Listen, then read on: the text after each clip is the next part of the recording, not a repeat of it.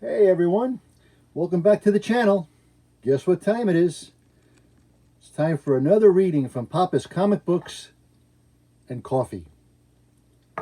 Today, let's see what joined us in the library. Well, it's the supernatural thriller featuring The Valley of the Worm, number 3, 20 cents back in 1972. This is written by Roy Thomas and art by Gil Kane. All right, let's see what kind of damage we can do. One of the greatest monster epics of all time. My name is James Allison, and I am dying. I lie soft between the satin sheets, warmed by torrents of bright sunlight, which cascade through my bedroom window, and I am dying. But while death creeps upon me like a blind slug, I must tell you of a man called Njord, and of that loathsome, demonic thing which crawled hideously up from hell one day, and into the savage, time-lost land he knew as the Valley of the Worm. No, it is not of the drab, disease-racked life of James Allison that I dream, for that soon will end and be but briefly mourned. Rather, as death's black wings unfold above me, I see the countless previous incarnations which have been mine, a gleaming parade of forms of lives.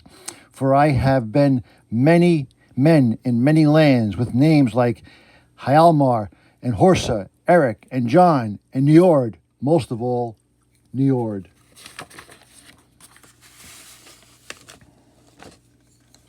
Yes, I might tell you, ere I die, of Njord and the Worm. You have heard the grisly story of their meeting in many guises, for from that meeting sprang the whole cycle of hero tales, which revolves down the ages until the truth behind it all is darkly lost.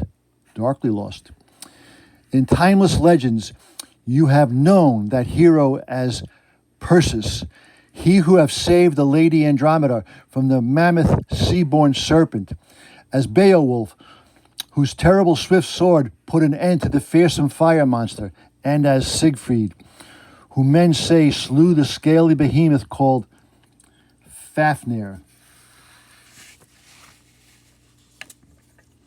As St. George, who slew a mighty dragon in the wilds of Asia Minor. Yes, that is what men say, but they are wrong, for all these mythical tales are but the dimmest, dreariest echo, the palest racial memory of the grim underlying reality which was the adventure of Njord, Worm's bane. It was a strange world in which Njord lived and loved and fought. I will not name the age, for I would be called a madman, and historians and geologists would rise up to refute me. But already the epic drift, the great migration of my people have begun. We were in a whole tribe marching ever southward on foot, old men, wolfish with their long beards and gaunt limbs, giant warriors in their prime, women with tousled yellow locks who carried babies that never cried. And I was Njord. Ho, a hard land lies ahead, and reeking jungle just beyond. But we'll march through by Ymar, though demons rise to bar our way. I could not know it then, but we had come into the country of the Worm. Other things preyed then upon my mind, and of those of my tribesmen. Njord, hear you the drums which beat in the distance. I hear, brag. Let us make camp for the night. All through the hot, breathless night, the tom-toms of a savage people pulsed incessantly from the nearby jungle. But we were fighters and feared not, merely waited for the dawn. And in the morning, the Picts stood waiting at the forest edge, short iron swords in hairy palms, their flesh painted their manner fierce. There was no attempt at ambush.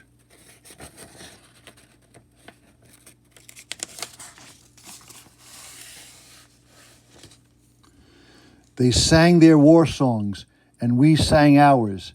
They sent their death-tipped arrows among us, and we, Mad with the joy of battle, dropped our own bows and ran to meet them. I cannot paint with words the slaughter, the fury above the merciless savagery of it all, or else you would recoil in horror. But even I, James Allison, stand aghast as I review the butchery in which Niord took part.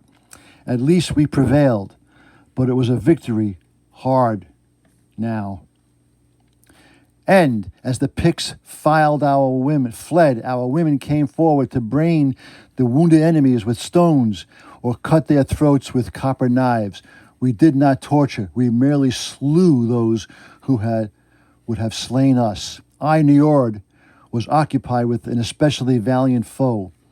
Like all his race, he came scarcely to my chin, yet he was a solid knot of steel spring muscle, and there was a fight to glut even my battle-lusting soul.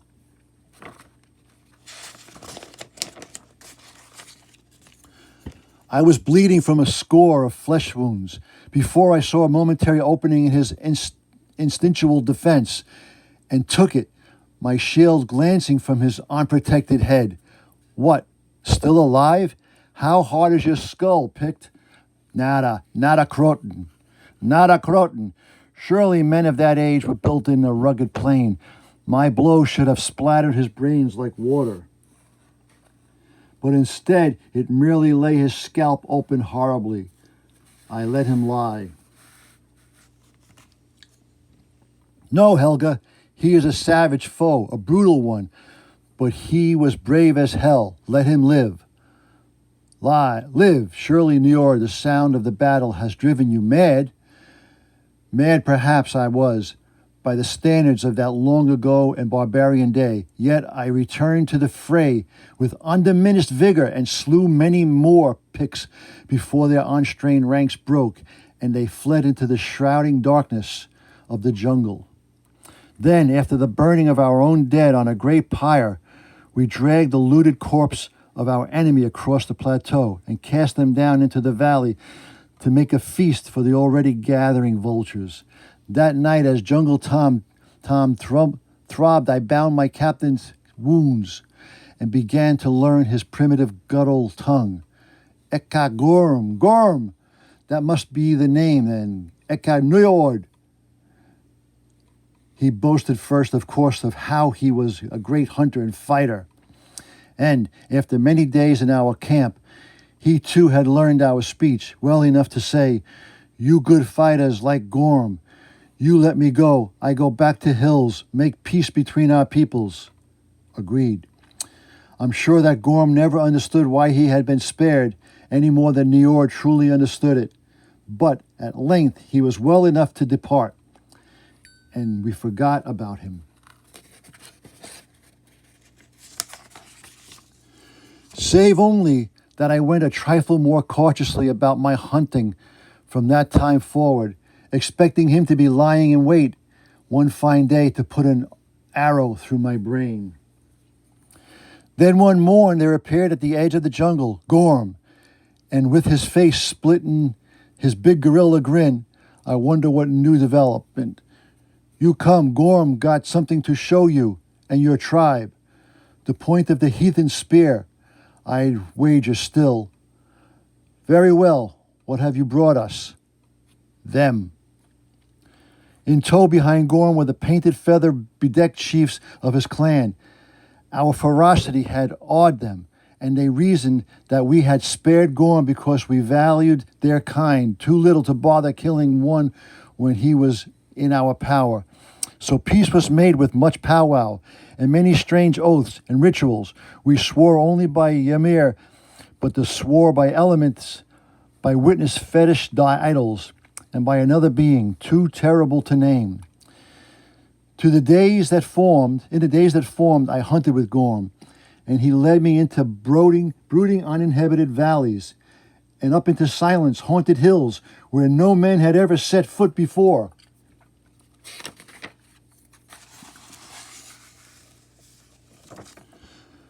But there was one valley into which he would not go. "This is the place you're afraid of. Old women, come well, we'll brave it together then." No, this is the place of broken stones, and the danger that lurks there is greater than any. What? Greater than even the Sather, the great venomous serpent you've told me about? Of all beasts my people fear only Sather, and we shun that part of the jungle where he breathes his poison. But there is something else we fear, something not a beast, something down there. Tell me about it. In broken stammers, Gorm told how long ago his ancestors had dared that grim vale, and how a whole clan of them had perished suddenly, inexplicably, terribly. Where did the horror come from? Did one of the pillars come to life? You joke, but it came out of the earth. Now let us go. It is not good to talk of it, for it may come, because it hears its name spoken. I followed, lost and brooding, and thus almost until too late I failed to hear the stealthy approach of Longtooth.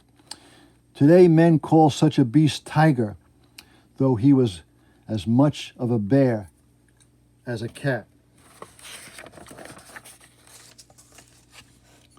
Longtooth, massive limbed with slung heavy body. Organic development got mad and run to the fangs and talons, to slaughter and destruction.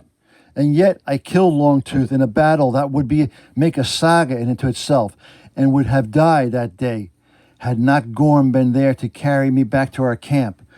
For months afterward I lay semi-delirious, with ghastly wounds that made sturdy warriors shake their heads, yet nursed by Gorm I recovered, to the wonder of all. While I lay at the doors of death, there was a secession from the tribe, a peaceful secession such as it continually occurred. 45 young men and their women, led by one Bragi, my brother-in-arms, ventured southwest, and took up abode in the valley of the broken stones, which caused some comment from the grimmest-faced Picts and some laughter in turn from my fellow Asur. Demons, little man, what matter your devils on us? We've left our weirds in this far blue north. When my wounds had become mere scars and my strength returned, I girt on my weapons, which strode over to the plateau to visit Bragi's camp. Grom did not go with me. He'd not been seen for several days. Still, I knew the way. At last I topped the final ridge and looked down into the dreaming valley. I looked for smoke and saw none. Instead, vultures. I was not easily moved. I'd seen death in many forms, and I fled from our taking part in red massacres that would stun the mind of civilized man. And yet, when I saw what remained of Bragi's embryotic clan, I was sickened. No human foe could have committed this ghastly atrocity. I cast about the lake shore, and there in the mud I saw a swollen track. Raging, I drew my sword and began to follow it, when, Bloodhair, no, it is death to follow the trail of the Dark One. He told me of the horror that had come upon Bragi's clan, first speaking of the nightmare which had befallen his own people long ago, when first they reached these jungle-covered hills, and were set upon by a loathsome night-spawned monster. He told me how the Picts had found a hidden temple and a yawning shaft into the black earth, and how there had come first demonic piping upon their invasion, and then a slithering vision from hell. Hundreds of that Pictish band was slaughtered, and those who survived spoke little of what they'd seen, save to warn all others against that dreaded spot, the Valley of Broken Stones. And you, Gorm, I came near here 2 suns ago to hunt. I heard sounds from the Valley of Screams. Your people. I hid, then saw you. I nodded together. Then we built a funeral pyre, and as the flames began to twist against the deep night sky, my brain began to seethe like a thing of fever, and slowly my plan began to form, and it brought a short, fierce laugh from my lips.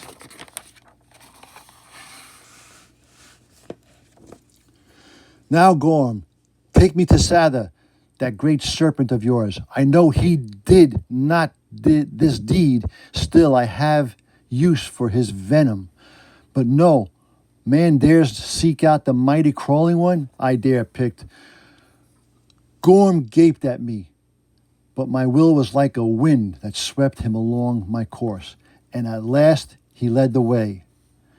Deep into the southern jungle we went, until we came to the low-lying expanse, dank and dark beneath the creeper-festooned trees, where our feet sank deep into the spongy silts carpeted by rotting vegetation and slimy moisture oozed beneath their pressure. This, Grom told me, was the realm haunted by Sather, the great serpent. I can go no further, Blonde Hair, nor should you. Not even the bravest of my people's warriors would stalk Sather here in his lair.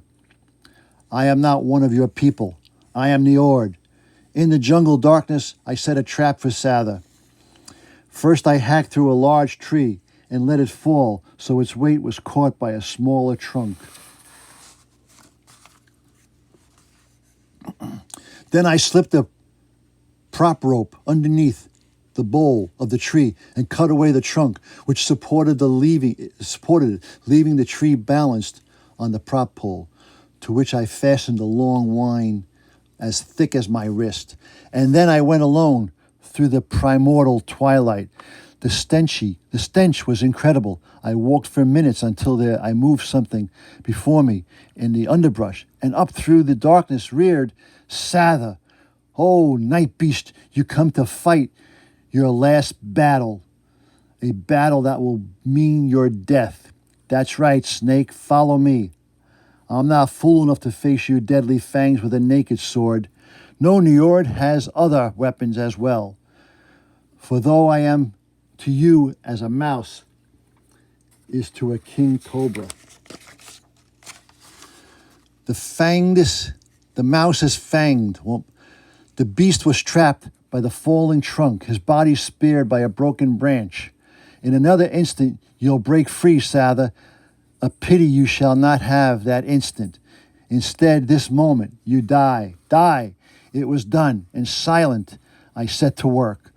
By the dark god's blonde hair, he did not kill you, not me picked, but if luck holds, his venom will yet find a victim.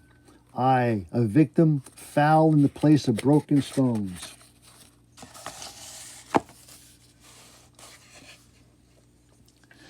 For hours I steeped through the arrowheads in the poison until they were caked with a horrible green scum. I wrapped them carefully in broad leaves, and then brought night had fallen into the beast were roaring on every hand. I went back and through the jungle hills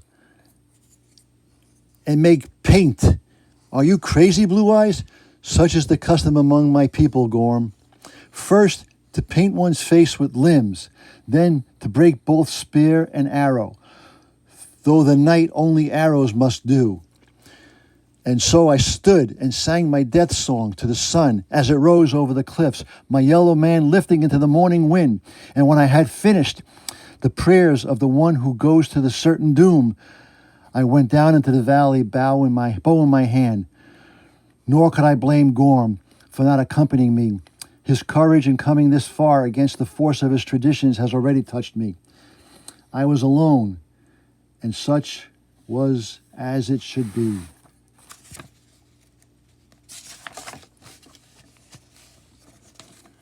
After an hour's march, I came to the place of broken stones. About me, columns loomed rutted with age and covered with vines, and I marked them in my mind and changed my plan.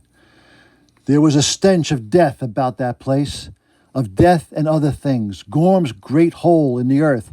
Then the demon lives here, in the darkness. In the darkness he sleeps, but not for long. Wake, you son of the devil. Again and again I cast down stone after stone, each within the searing curse, and at last I heard a sound that was not the dwindling rumble of the falling stones up from the well. It floated, a weird demon piping. Wake, Niord, calls you to die. A symphony of madness. Around the temple began to tremble. Turning, I fled. All occurred as planned. As from the shaft there rose something inhuman.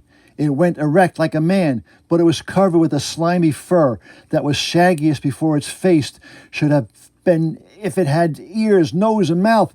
I did not discover them, only feral eyes and hands that held a whirling pipe.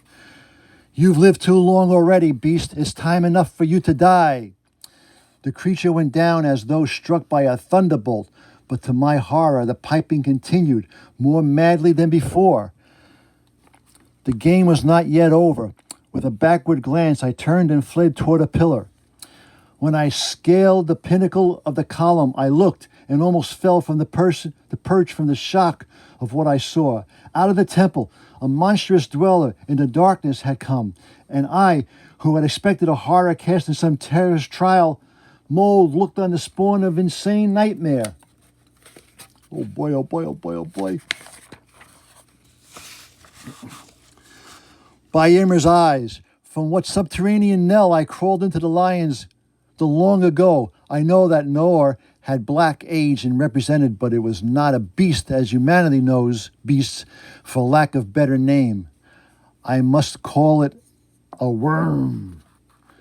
As the monster lunged forward, I saw it catch up on the corpse of that hairy slave, and for an instant the apish form dangled. Then was dashed to a pulp against the temple wall. You see me, do you, demon? Look long and well, then.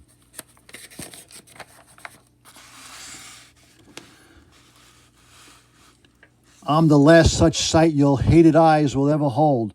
Worm fashioned silent, it drew as quick its quacking bulk along the ground and reared, and I fired arrow after arrow, arching on its way to the venomous precision. The monster came at me like a moving mountain, and it seemed almost as though my shafts had no effect. Then the creature surged, shuddering in mindless agony. Its heaving sides struck the column, and I fell. Die, monster. Give back the blood you took from my brothers. Die, monster. Die. The impact must have splintered half the bones in my frame, yet even so, through the red blaze of incredible pain, I could hear the beginnings of a distant rumble. And though I could not sit up, I still could see. I watched as the creature slid home. And as the monster vanished into the temple well, with a rendering grinding groan, the ruined walls crumbled, tottered, and collapsed in a cloud of rising dust. Blonde hair, do you live? I saw the fight. I came. My sword, Gorm. Give me my sword. Your wounds are great, blonde hair. Gorm, will you take me home? Too late. I bade him lean closer, and he did, to hear what I had to say, for I was passing swiftly.